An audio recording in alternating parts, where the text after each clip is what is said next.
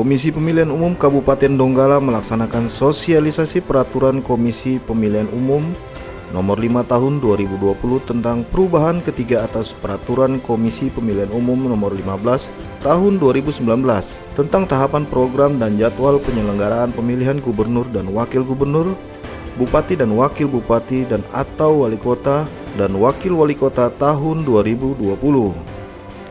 Kegiatan yang dilaksanakan di Aula Kantor KPU Donggala dihadiri oleh unsur pimpinan partai politik di tingkat Kabupaten Donggala.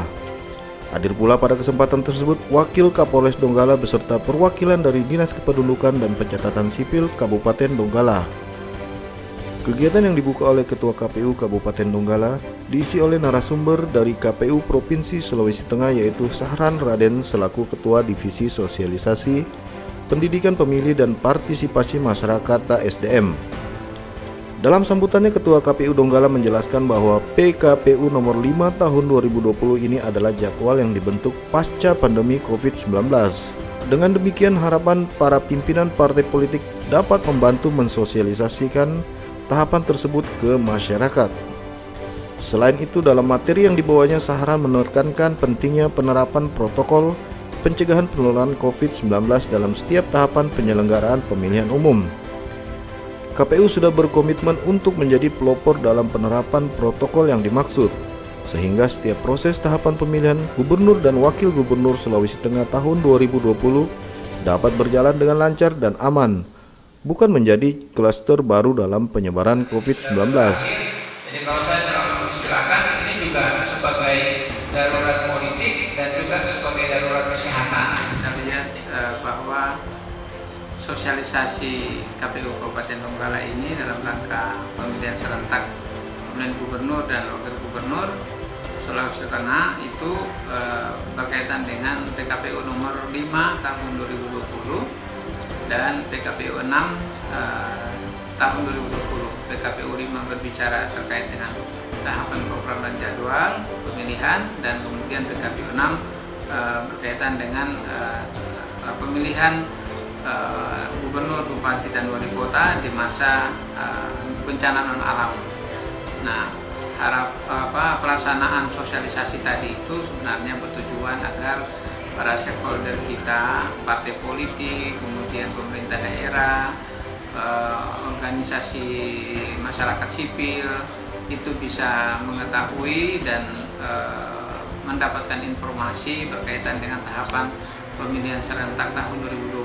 Kita berharap bahwa dengan pelaksanaan pemilihan di masa pandemi ini peningkatan partisipasi masyarakat dalam memilih itu meningkat ya.